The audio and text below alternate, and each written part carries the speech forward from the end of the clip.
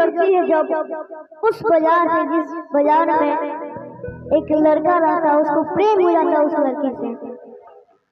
और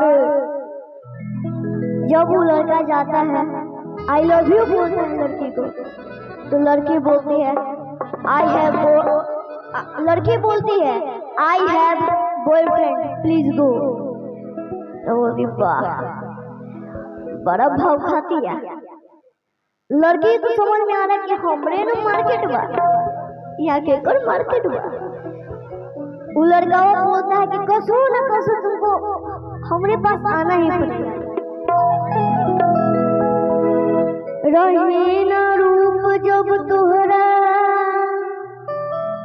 भैया आप देख रहिए, रहे न रूप जब तुहरा गुमान का करबू,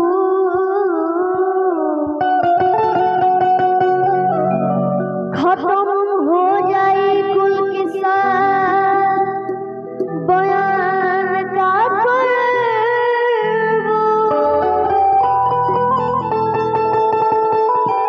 गठरिया लूट जब जाए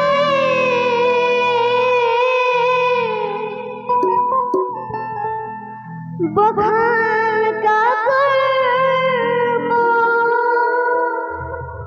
लगा के दाग दहिया में बखान का करबू।